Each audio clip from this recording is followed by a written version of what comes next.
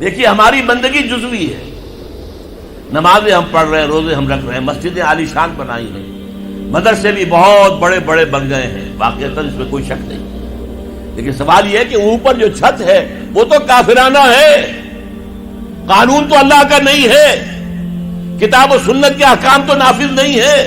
ہاں نماز ہے، روزہ ہے، حج ہے، زکوٰۃ ہے، تو نماز اور روزہ تو ہندوستان میں بھی ہو رہا ہے، وہ تو چند ایک مسجدیں ہیں جنہیں وہ تاریخی اعتبار سے کہتے ہیں کہ یہ ہمارے مندر ہوتے تھے جنہیں مسجد بنایا گیا، ورنہ وہاں پر ہزاروں لاکھوں مسجدیں ہیں، آباد ہیں، لوگ نمازیں پڑھتے ہیں، کوئی روکتا ہے انہیں؟ ہم نے یہ ملک بنایا تھا کہ یہاں اسلام کا نظام قائم کریں گے۔ نماز تو آپ امریکہ میں جا کر پڑھیے، امریکہ کو کوئی اعتراض ہی نہیں۔ You have come here, you have purchased synagogues and churches and you have turned them into mosques. ہم نے کوئی اعتراض نہیں کیا، تم نے چرچ خریدے، تم نے سینیگوگز خرید لیے جو یہودیوں کی عبادت گاہیں ہوتی ہیں، اور انہیں مسجد بنا لیا، ہم نے کوئی اعتراض نہیں کیا، we never objected۔ لیکن تم کہو کہ اسلام کا نظام ہم قائم کریں گے، نہیں کرنے دیں گے تمہیں کبھی بھی۔ تم چاہو کہ تم اسلام کا معاشی نظام قائم کرو، کبھی اجازت نہیں دیں گے۔ تم چاہو کہ اسلام کی معاشرتی اقدار کو تم قائم کرو، کبھی نہیں کرنے دیں گے۔ یہ ہے اس وقت جو ہمارے ساتھ پیش آ رہا ہے معاملہ، پورا مغرب اس پر اڑا ہوا ہے، اسلامی نظام کہیں نہیں آنے دیں گے۔ ہاں نمازیں پڑھو، ہمیں کوئی اعتراض نہیں، روزے رکھو، تم روزے 30 کی بجائے 100 رکھو، ہمارا کیا لیتے ہو؟ تمہاری کمزوری ہو جائے گی، ہم تو تمہیں لیبر اسی وقت دیں گے جب پورے 8 گھنٹے کام کرو گے ڈٹ کر، اس میں کوئی رعایت نہیں کریں گے تمہارے ساتھ۔ بہرحال سوال یہ ہے کہ میں کیا کروں، کوئی راستہ ہے؟ دیکھیے کنویں میں، اب آج کل تو وہ کنویں اس طرح کے ہیں نہیں، دیہات میں تو ہے، کنویں میں کتا گر گیا، بلی گر گئی، مردار ہے کنویں کے اندر، کنویں کا پانی حرام ہو گیا، نجس ہو گیا، لیکن آخر کو راستہ تو ہے نا بھائی۔ اتنا پہلے تو اس کتے کو یا اس بلی کی لاش کو نکال کے باہر پھینکو، اور پھر اتنے ڈول اور نکال کر باہر پھینک دو، پھر وہ پانی صاف ہے۔ اس کا کیا نام ہے؟ کفارہ۔ اسی طرح رمضان کا روزہ تھا، آپ سے صبر نہیں کیا گیا، اپنی بیوی سے ہم بستری کر بیٹھے دوپہر کے وقت، روزہ ٹوٹ گیا، اب کیا ہے؟ اس کی گناہ کی کوئی بدل بھی ہے؟ ہاں ہے، 60 روزے رکھو اب متواتر پے بپے، 60 روزے، تب کفارہ ہوگا اس گناہ کا، تم نے فرض روزہ توڑ دیا۔ ہاں اگر نفلی روزہ تھا تو توڑ دیا تو صرف اس کی قضا دینی ہوگی بس، فرض روزہ اسے توڑ دیا ہے تو اس کے لیے تو 2 مہینے کے 60 روزے پے بپے رکھنے پڑے۔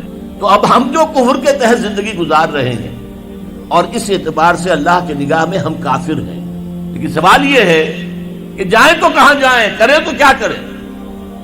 نظام کفر کا ہے، قرآن کہتا ہے وَمَن لَّمْ يَحْكُم بِمَا أَنزَلَ اللَّهُ فَأُولَٰئِكَ هُمُ الْكَافِرُونَ۔ جو لوگ قرآن کی، اللہ کی اتاری ہوئی شریعت کے مطابق فیصلے نہیں کرتے، وہی تو کافر ہے۔ کافر کسے کہتے ہیں؟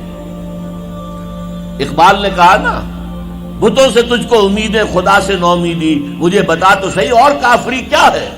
تمہاری ساری امیدیں امریکہ کے ساتھ وابستہ ہیں، وہ مسئلہ طے کرا دے، وہ یہ کرا دے، وہ کرا دے، وہ معاملہ ہمارا، وہی تو سب سے بڑا چور وہی ہے، سب سے بڑا ڈاکو وہی ہے، سب سے بڑا اسلام کا مخالف وہی ہے، اور اسی کے پاس ہم جاتے ہیں۔ قرآن کا فتویٰ تو یہ کہ تم کافر ہو۔ ہاں انفرادی طور پر تم مسلمان ہو، اجتماعی طور پر قومی سطح پر تم کافر ہو۔ وَمَن لَّمْ يَحْكُم بِمَا أَنزَلَ اللَّهُ فَأُولَٰئِكَ هُمُ الْكَافِرُونَ۔ یہ چھٹا، یہ 7واں رکوع ہے سورہ مائدہ کا، اور پھر فرمایا وَمَن لَّمْ يَحْكُم بِمَا أَنزَلَ اللَّهُ فَأُولَٰئِكَ هُمُ الظَّالِمُونَ۔ جو اللہ کی اتارے ہوئے قانون کے مطابق فیصلے نہیں کرتے وہی تو مشرک ہیں۔ اللہ کے حکم کو چھوڑ کے کسی اور کے حکم پر فیصلہ کر رہے ہو، اس سے بڑا شرک کیا ہوگا؟ اور تیسری مرتبہ فرمایا وَمَن لَّمْ يَحْكُم بِمَا أَنزَلَ اللَّهُ فَأُولَٰئِكَ هُمُ الْفَاسِقُونَ۔ وہی تو فاسق ہیں، فاجر ہیں، وہی تو سرکش ہیں، وہی تو باغی ہیں، وہی تو غدار ہیں اللہ کے، جو اللہ کی شریعت کے مطابق فیصلے نہیں کرتے۔ اب ان 3 آیتوں کی روح سے سمجھ لیجئے ہم کہاں کھڑے ہیں، کیا کر رہے ہیں۔ دیکھیے میں آپ کو ایک مثال دیتا ہوں، ہماری آبادی کا میں سمجھتا ہوں اکثریت تو وہ ہے جو نماز روزے کی بھی پابند نہیں ہے. ان چیزوں کا چرچا شہروں میں زیادہ، دیہات میں بہت کم رہ گیا، بہت کم. اور ہماری 70% آبادی دیہات کے اندر ہے. اچھا، جو نمازیں پڑھتے روزے رکھتے ہیں، خاص طور پر شہروں کے کاروباری لوگ، وہ بلیک مارکیٹنگ بھی کرتے ہیں، وہ حسابات بھی غلط دیتے ہیں، جھوٹ بولتے ہیں، جھوٹ یا حلف اٹھاتے ہیں کہ یہ حساب ہم حلفیہ میں کہہ رہا ہوں یہ حساب صحیح ہے، جبکہ حساب غلط ہے.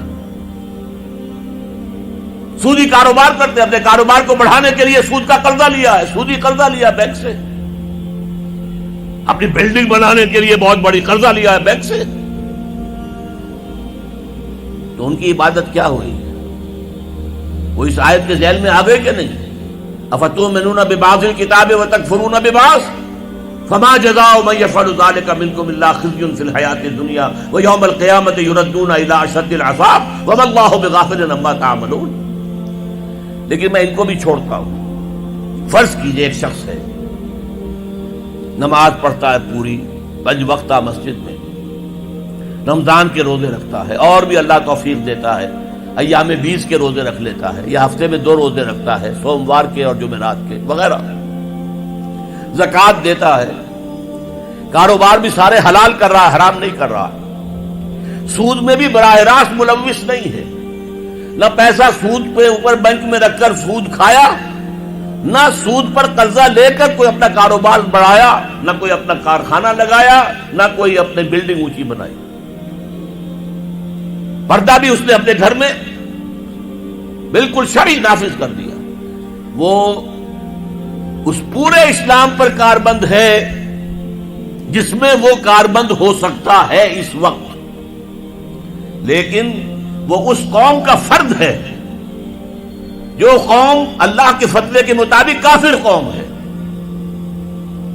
جو اللہ کے فتوے کے مطابق مشرک قوم ہے، جو اللہ کے فیصلے کے مطابق فاسق و فاجر قوم ہے. قوم کے فرق تو ہم اسی کے ہیں. چور کا ہاتھ تو نہیں کاٹا جا رہا، ڈاکوؤں کو وہ سزا تو نہیں جا رہی سورہ مائدہ میں جو آئی ہے، ان کے ہاتھ اور پاؤں مقابل سم سے کاٹ دیے جائیں، یا یہ کہ انہیں ملک سے باہر دفع کر دیا جائے، قتلوا تقتیلا، ان کے ٹکڑے کر دیے جائیں. ڈاکوؤں کو کوئی سزا ملتی ہے ایسی؟ اول تو پکڑنے کا کیا سوال، پکڑ گئے تو رشوتیں دے کر چھوٹ جائیں گے. یہاں تو عدل بھی جو ہے خریدا جا سکتا ہے بڑے آرام سے، اور نہیں تو 4-6 مہینے جیل میں رہ لیں گے. وہاں بھی ان کا بڑا راج ہوتا ہے. جو ڈاکو ہوں ان کی تو ہیبت ہوتی ہے، جیل کے صدری خود ان سے ڈرتے ہیں، ساری چیزیں حرام ان کے پاس وہاں بھی پہنچتی ہیں، جیل کے اندر نکل آئیں گے. اللہ خیر صلی اللہ. کہیں شرعی سزا دی گئی کسی ڈاکو کو؟ یہاں ابھی تو یہ بڑی بحثیں چل رہی ہیں. حدود قوانین جو بنائے گئے تھے وہ بڑی جلدی میں بنائے گئے تھے، کچھ خلا اس میں رہ گئے ہیں، لیکن اصل میں جو لوگ شور مچا رہے ہیں وہ ہیں جو کہتے ہیں کہ یہ اسلامی سزائیں وحشیانہ ہیں. بے نظیر بھٹو کا کہنا ہے یہ وحشیانہ سزائیں ہیں، اللہ کی دی ہوئی سزائیں وحشیانہ ہیں. معاذ اللہ ثم معاذ اللہ ثم معاذ اللہ کلمہ کفر ہے.